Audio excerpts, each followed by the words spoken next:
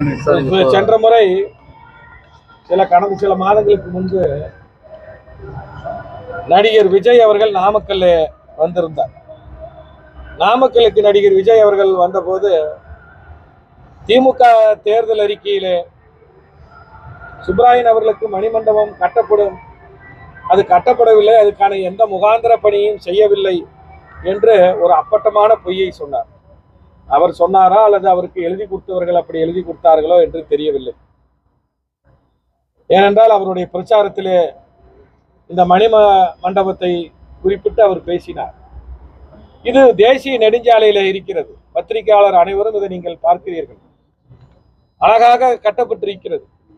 அவ்வாறு இருக்கையில் திமுக தன்னுடைய தேர்தல் அறிக்கையில குறிப்பிட்டவாறு மறைந்த ஐயா சுப்ராயனுடைய மணிமண்டபத்தினுடைய வாக்குறுதி என்னாச்சு என்று கேட்டார். அவருக்கு நாங்கள் சொல்வது கட்டியாச்சு, இப்ப திறக்கிறோம் வந்து பாருங்கள் என்று சொல்லுகிறோம். இந்த அவர் இங்கு வருவதற்கு முன்பாகவே ஏறத்தாழ இது 90% பணிகள் இங்கு முடிக்கப்பட்டிருந்தது.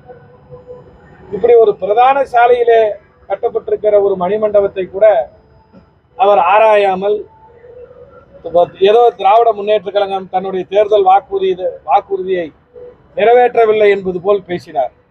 ஆனால் முழு பூசணிக்காயை சோற்றிலே மறைப்பார்கள் என்று சொல்வார்கள். அவர் முழு பொய்யை இப்படி பிரதான இடத்திலே கட்டப்பட்டிருக்கக்கூடிய இந்த மணிமண்டபத்தை அவர் பார்க்காமல் தெரியாமல், ஏனென்றால் அவர் இதே வழியில் சென்றார்.